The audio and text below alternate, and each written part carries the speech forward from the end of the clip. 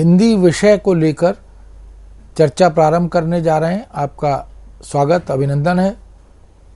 जैसा कि हम जानते हैं कि हम आधुनिक हिंदी काव्य और आधुनिक हिंदी कवि, इनको केंद्र में रखकर इस श्रृंखला में विवेचन कर रहे हैं, चर्चा परिचर्चा कर रहे हैं। और आज उसी क्रम में हम छायावाद की प्रसिद्ध कवयित्री, जो कि महीयसी कही जाती हैं, पृथ्वी जैसी, महीयसी महादेवी वर्मा, उनके काव्य में विरहानुभूति, इसका स्वरूप क्या है और विरह की अनुभूति से महादेवी किस तरह गुजरती हैं और उस अनुभूति की अभिव्यक्ति वो अपनी कविताओं में, अपने गीतों में किस तरह करती हैं, उसका सौंदर्य क्या है, उस पर हम चर्चा करेंगे। हम जानते हैं कि यह बात कही ही जाती है, वियोगी होगा पहला कवि, आह से उपजा होगा गान, उमड़कर आंखों से चुपचाप बही होगी कविता अनजान। तो कवि का जो कवि रूप है, कवि मन है, वह विरहानुभूति से सिक्त होता ही है। इसलिए जो बड़े कवि हैं, जो महान कवि हैं, उनमें विरहानुभूति की बड़ी कुशल अभिव्यक्ति होती है।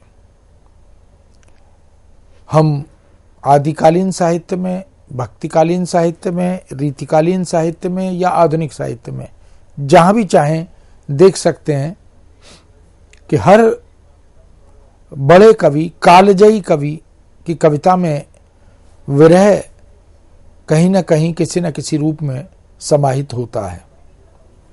नायिका का विरह, नायक का विरह, प्रेमी हृदय का विरह, और वो विरह भी अनेक प्रकार से, लौकिक आलंबन के वियोग से पैदा हुआ विरह और अलौकिक आलंबन के वियोग से पैदा हुआ विरह।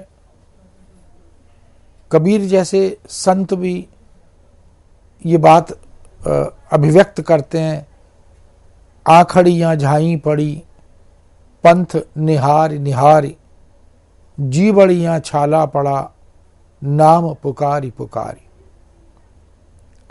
और मीरा भी कहती हैं, जो मैं ऐसा जानती, प्रीत किए दुख होए, नगर ढिंडोरा पीटती, प्रीत न करियो कोय। तो चाहे सूर की गोपियां हो, चाहे तुलसी के रामचरितमानस में विरह की बहुत सात्विक अभिव्यक्ति हो, या संत काव्य और सूफी काव्य, सूफी काव्य में विरहानुभूति की जैसी अभिव्यक्ति हमें मिलती है, चाहे वो नागमती का विरह और वियोग हो या अन्य रचनाओं में उनकी नायिकाओं और नायकों के द्वारा अनुभूत किया गया विरह हो। तो संस्कृत काव्य से हम इस विरहानुभूति को देख सकते हैं। न केवल हिंदी काव्य में, अपितु भारतीय भाषाओं के हम कालजयी रचनाओं के संदर्भ में विचार करें तो कह सकते हैं कि विरह जो है वह प्रेम की कसौटी माना गया है। ये जो रीतिमुक्त काव्य धारा, घनानंद, बोधा, आलम, ठाकुर, द्विजदेव, या फिर जो रीति कवियों ने विरहानुभूति का वर्णन किया, कहीं कहीं वो हास्यास्पद हुआ, कहीं कहीं वो हृदय द्रवित करने वाला भी हुआ। इस तरह हम देख सकते हैं कि कवियों ने विरह की अनुभूति के आधार पर अपनी कविता का सृजन किया। और छायावादी काव्य तो इसके लिए प्रसिद्ध माना जाता है, क्योंकि जो छायावाद की काव्यधारा है उसके अंतर्गत विरह और वियोग ये उसका आभूषण बनता है। प्रसाद भी कहते हैं, वो कुछ दिन कितने सुंदर थे, सावन घन सघन बरसते थे। इसलिए जो विरहानुभूति है वो छायावादी काव्य का सौंदर्य बनकर, संवेदना बनकर हमारे सामने आती है। उसी छायावादी काव्यधारा के 4 आधार स्तंभों में एक सशक्त आधार स्तंभ महादेवी भी मानी जाती है। महादेवी वर्मा, जिन्हें आधुनिक हिंदी काव्य की मीरा भी कहा जाता है, वही महादेवी वर्मा जो गद्य और पद्य दोनों पर बहुत ही प्रामाणिक आधार अपनी पकड़ रखती हैं, अधिकार रखती हैं। उन्होंने अपनी कविताओं में, अपने गीतों में विरह को जैसे जीने के बाद वह जो आत्मानुभूति है उनकी विरह के माध्यम से व्यक्त होती है, उससे उनके चित्त की, हृदय की सात्विक भावनाओं का, उदात्त संवेदनाओं का हम अनुभव कर पाते हैं। तो ये जो विरह की परंपरा है, विरहानुभूति जन्य काव्य की परंपरा, वो संस्कृत से होती हुई हिंदी और भारतीय भाषाओं में हम विधिवत देख सकते हैं। महादेवी वर्मा जो एक प्रतिनिधि कवित्री के रूप में छायावादी काव्यधारा से जुड़कर हमारे समक्ष आती हैं, वो 4 प्रमुख स्तंभों में से एक स्तंभ के रूप में और विरह अनुभूति से अपनी एक विशिष्ट और अलग पहचान बनाती हैं। वो स्वच्छंद रूप से विरहानुभूति को कविता में पिरोती हैं।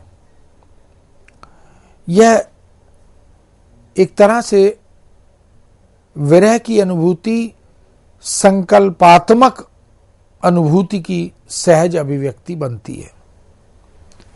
महादेवी का विरह एक सशक्त संकल्प के साथ हमारे समक्ष प्रस्तुत होता है। वो अपनी जिजीविषा, अपनी इच्छा शक्ति, अपनी संकल्प शक्ति के साथ अलग अलग गीतों में उसे व्यक्त करती हैं। दीप मेरे जल अकंपित।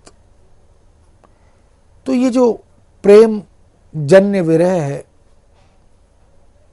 उसमें भी वो अपनी आस्था के, अपने विश्वास के दीप को अकंपित जलाए रखना चाहती हैं।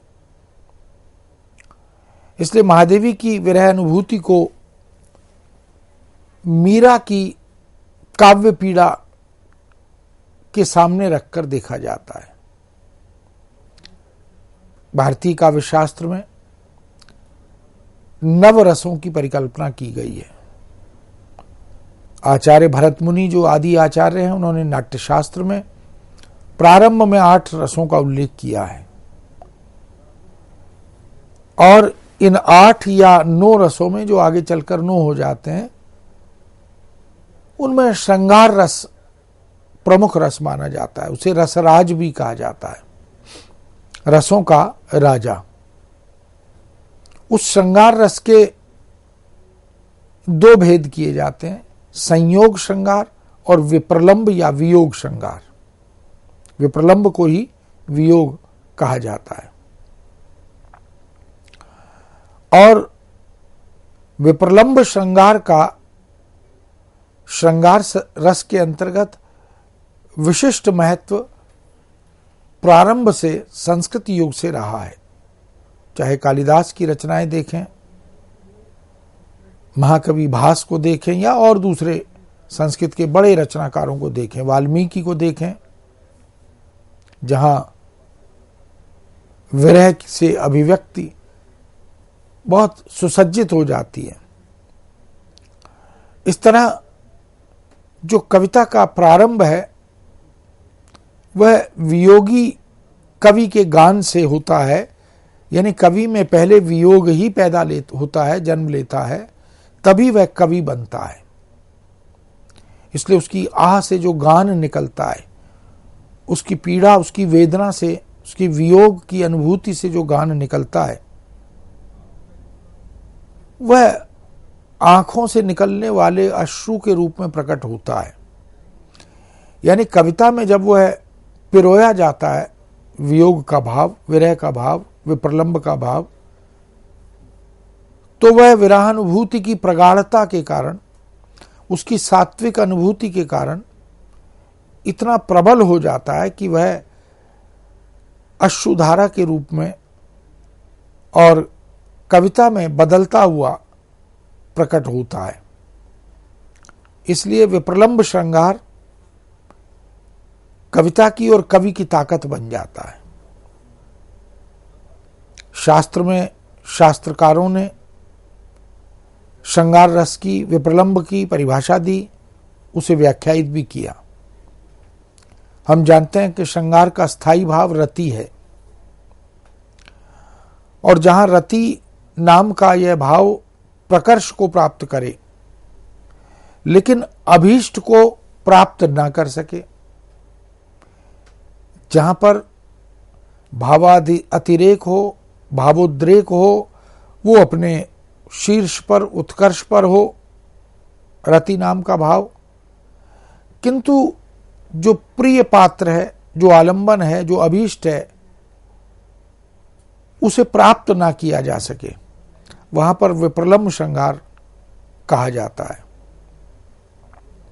आचार्य भानुदत्त ने भी विप्रलंब की परिभाषा देते हुए कहा कि युवक और युवती की परंपरा, पंचेंद्रियों के पारस्परिक संबंध का अभाव, अथवा जब वह अभीष्ट को न पा सकें, वहां विप्रलंब श्रृंगार कहा जाता है।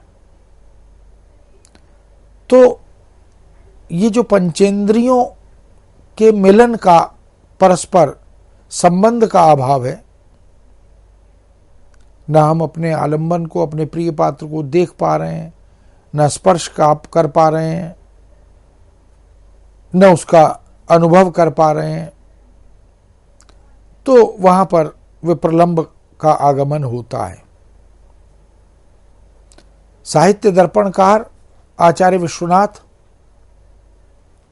वह भी विप्रलंब को यत्र तु रति प्रकृष्टा नाभीष्टमुपयति विप्रलंबो असो, इस तरह विप्रलंब श्रृंगार को लेकर हिंदी के बहुत से कवियों ने भी परिभाषित किया है। निरूपण काव्य परंपरा रीतिकाल के कवियों की, जो आचार्य कवि थे, उस परंपरा में शास्त्र निरूपण का निर्वाह करते हुए वो काव्य के अंगों का,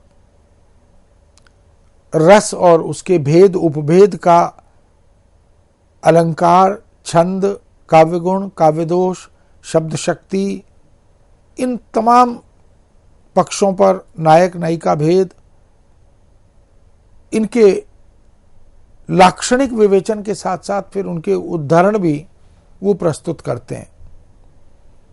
आचार्य सोमनाथ भी रीतिकाल के प्रमुख आचार्यों में हैं, सर्वांग निरूपक आचार्यों में हैं। रस पीयूष निधि जैसी बृहत और दुर्लभ रचना उन्होंने लिखी है। वो लिखते हैं, प्रीतम के बिछुरन विषय जो रस उपजत आई, प्रीतम के बिछुरन विषय जो रस उपजत आई, विप्रलंब सिंगार सो कहत सकल कवि राय। सारे कवि विप्रलंब की परिभाषा, विप्रलंब की अनुभूति कब करते हैं? सब कवि विप्रलंब का वर्णन कैसे करते हैं? कि जब नायक या नायिका प्रियतम में से दो में से कोई एक बिछुड़ जाता है और बिछुड़ने की अनुभूति से जो रस पैदा होता है वह विरह रस, विप्रलंब रस, श्रृंगार रस का वह वियोग पक्ष कहलाता है। इसलिए उसे विप्रलंब श्रृंगार कहा जाता है।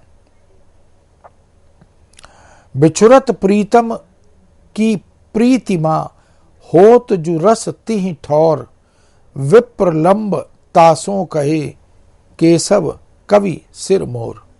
कवि केशव ने भी विप्रलंब श्रृंगार की परिभाषा दी है और उसी तरह का भाव वह भी व्यक्त करते हैं।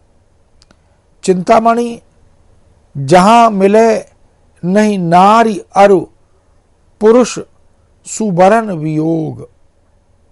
जहां नायक और नायिका, स्त्री और पुरुष परस्पर मिल नहीं पाते, उनका मिलन नहीं हो पाता, वहां पर वियोग की अवस्था होती है, विरह की अनुभूति वहां पर होती है।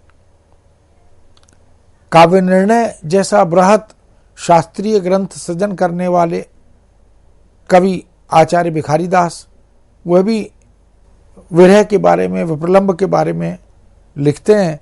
जह दंपति के मिलन बिन होत बिथा विस्तार। जहां पर दंपति के परस्पर मिलन का अभाव हो, उसके बिना ही व्यथा बढ़ जाए, पीड़ा बढ़ जाए। उपजत अंतर भाव बहु सो वियोग श्रृंगार। ऐसी अवस्था में, विरह और वियोग की अवस्था में जो भाव प्रबल होकर जन्म लेते हैं वही वियोग श्रृंगार कहलाते हैं। इस तरह हम देख सकते हैं कि महादेवी की कविता में विरह की अनुभूति बहुत प्रखर, बहुत सशक्त बनकर हमारे सामने आती है। लेकिन महादेवी अपनी वेदना का भी विस्तार करती हैं। वो अपनी विरहानुभूति को भी सात्विक बनाकर वैश्विक धरातल पर लोक कल्याण के संकल्प से जोड़ती हैं। उनकी विरह वेदना में निश्चलता, सात्विकता ये स्पष्ट प्रकट होते हैं। विरह रूपी जो गीत तत्व है वो महादेवी की आत्मा को झंकृत करता है, बार बार उन्हें उद्वेलित भी करता है। वेदना उनके जीवन को आलोकित, प्रकाशित कर देती है। इस तरह विरह की जो सात्विकता है वह महादेवी के सभी गीतों में, उनकी सभी कविताओं में विश्व वेदना का रूप धारण करके व्यक्त होती है। प्रसाद कहते हैं ना, औरों को हंसते देखो मनु। तो ये जो सभी की खुशी में महादेवी अपनी वेदना को शामिल करती हैं। महादेवी का जो पहला काव्य संग्रह है वो निहार है। निहार के या इसी प्रकार दीपशिखा, यामा, अन्य काव्य संग्रहों में भी हम देख सकते हैं। उनके गीतों में जो विरहजन्य आकुलता, बेचैनी, छटपटाहट वह बहुत मर्यादित और सात्विक रूप में व्यक्त होती है। उसमें मिलन की उत्कट इच्छा भी प्रकट होती है। संयोग की इस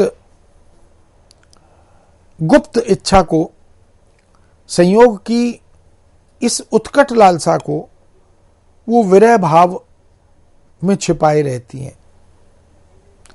जो तुम आ जाते एक बार, अब अपने आलंबन के प्रति, प्रियतम के प्रति, वो चाहे लौकिक आलंबन हो या अलौकिक आलंबन, महादेवी बड़ी खूबी से अपनी विरहानुभूति को मिलन इच्छा के रूप में प्रकट करती हैं।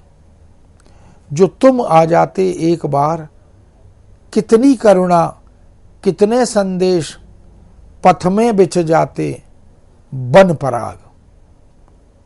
अब ये जो सात्विक अनुभूति है, ये उनके विरह की ताकत को, विरह की शक्ति को, विरह की उदात्तता को प्रकट करती है।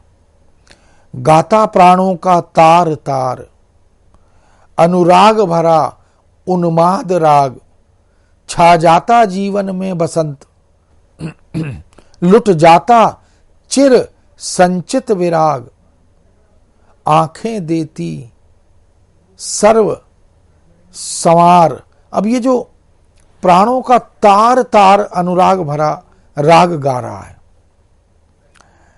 यानी रोए रोए से प्रेम प्रकट हो रहा है, लेकिन विरह और वियोग ये लंबा होता जा रहा है।